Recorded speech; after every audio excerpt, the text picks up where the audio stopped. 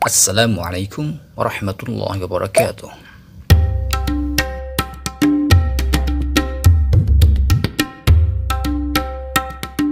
Menilik aktivitas Rasulullah SAW di 10 akhir Ramadan.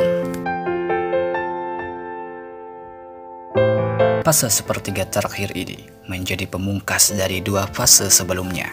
Pasalnya, di antara malam-malam pada 10 hari terakhir ini, terdapat satu malam yang lebih dari 1000 bulan, yakni Lailatul Qadar. Tak ada yang mengetahui pasti kapan terjadinya peristiwa tersebut setiap tahunnya.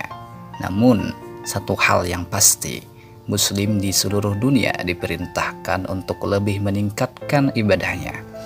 Syekh Zainuddin Al-Maribari dalam kitabnya Fathul Mu'in menjelaskan bahwa ada 3 amalan utama untuk mengisi hari-hari di fase sepertiga terakhir Ramadan ini.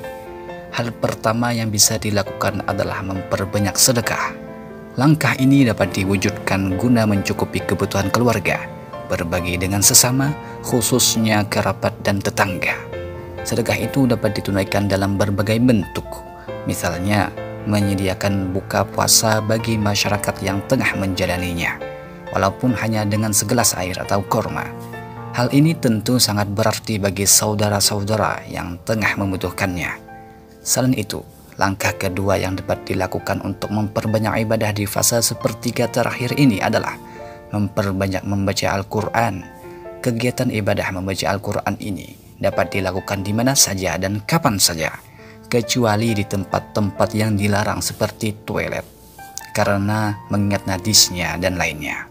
Imam Syarfuddin An-Nawawi menjelaskan bahwa membaca Al-Quran di akhir malam lebih baik ketimbang awal malam.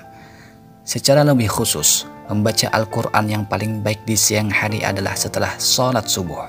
Syekh Sayyid Abu Bakar Syatta dalam I'anatul Talibin menambahkan bahwa membaca Al-Quran di malam hari lebih utama daripada siang hari karena lebih fokus. Adapun hal terakhir yang disarankan Syekh Zainuddin adalah memperbanyak i'tikaf di 10 terakhir Ramadan, sebab Rasulullah SAW melakukan hal tersebut sebagai bentuk meningkatkan ibadahnya. Meskipun dalam kondisi pandemi COVID-19, i'tikaf tetap dapat dilakukan. Sebagian ulama mazhab Syafi'i memperbolehkan i'tikaf di ruangan dalam rumah yang dikhususkan untuk sholat. Hal ini disepadankan dengan prinsip, jika sholat sunnah saja yang paling utama dilakukan di rumah, maka i'tikaf di rumah semestinya bisa juga dilakukan. Selain itu, Rasulullah SAW juga menghidupkan malam-malam Ramadan. Dalam Sahih Muslim, Sayyidah Aisyah radhiyallahu anha mengaku menyaksikan Nabi beribadah selama Ramadan hingga menjelang subuh. Bahkan dalam riwayat lain, Rasulullah SAW selalu membangunkan keluarganya dalam 10 malam terakhir. Hal itu menunjukkan saking istimewanya malam-malam tersebut. Rasulullah SAW pun juga mengancangkan ikat pinggang pada malam-malam tersebut agar dapat menghindarkan diri dari tempat tidur dan menggauli istrinya. Dengan itu, Rasulullah dapat lebih fokus menjalani ibadah malamnya. Lebih dari itu, Rasulullah SAW juga mandi dan membersihkan diri, merapikan pakaian serta memakai wangi-wangian menjelang waktu Isya selama 10 hari terakhir Ramadan. Hal ini dengan harapan memperoleh Lailatul Qadar. Begitulah keterangan Ibnu Jarir. Wallahu a'lam bishawab. Sebelum akhir video ini, alangkah baiknya like, comment, subscribe, dan share juga ya.